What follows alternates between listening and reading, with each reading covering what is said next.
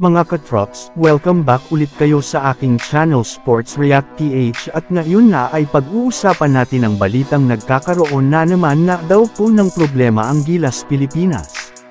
Pag-uusapan na rin nga natin ngayon dito sa ating panibagong video ang balitang galit na daw po ang Golden State Warriors sa Los Angeles Lakers.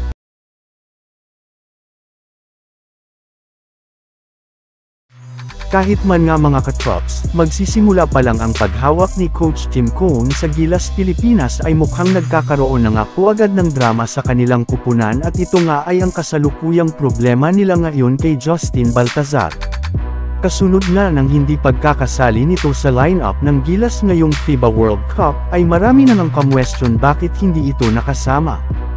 At ang naging sagot dito ni Coach Tim Cone, balak na nga daw sana ng Gilas na kunin si Baltazar noon sadyang hindi nga daw ito available o wala nga daw itong interes na sumali.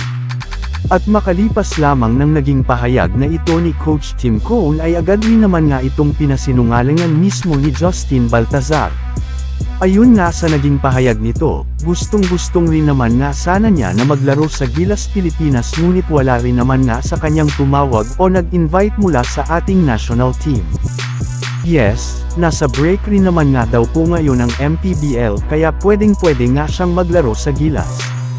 At kasabay nga niyan ay agad na rin nang humingi ng sorry si Coach Tim Cone sa kanyang naging pagkakamali gayong mali nga daw talaga ng kanyang mga sinabi dito dahil totoo nga daw talaga na walang nag-invite kay Baltazar na sumali sa Gilas Pilipinas. Samantala pumunta naman tayo sa ating sunod na pag-uusapan ngayon sa balitang galit nga daw po ang Golden State Warriors sa Los Angeles Lakers dahil kay Christian Wood. Katulad nga mga katrops, nang naibalita ko sa inyo, isa nga sana ang Warriors sa mga teams na nagka-interes sa pagkuha kay Christian Wood ngayong off-season. Sa katunayan, base nga sa inilabas na balita ng isang NBA insider, aabot nga daw sana ng 2-year, $10 million ang inalok ng Warriors na kontrata kay Christian Wood. Kaya matapos nga itong tanggihan ni Wood at sumali na lang sa Los Angeles Lakers ay bigla na lamang ngang nagalit dito ang buong kupunan ng Warriors at maging ang kanilang mga fans. Kahit man nga mismong si Wood na ang nagsabi na pangarap talagang sumali noon sa Lakers ay hindi pa rin nga dito nakaka-move on ang Warriors. Sa katunayan, may patutsyada pa nga ang kanilang mga fans kay Christian Wood at sa Lakers. Kesyo mali nga daw po ang naging desisyon ni Wood gayong mababangko lamang nga siya sa Lakers na magkakaroon nga daw po ng hindi magandang kampanya ng darating na season. Kung kinuha lamang nga daw po nito ang alok sa kanya ng Warriors ay malaki nga daw po ang posibilidad na maging isa pa siyang starter.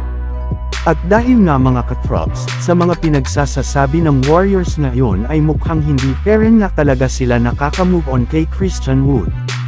So yun lang nga mga katrops ang handog ko sa inyong storya ngayong araw. Sana nag-enjoy kayo. Please like and subscribe my YouTube channel Sports React PH para sa iba pang storya at update patungkol sa NBA. Kita-kits muli sa ating susunod na video.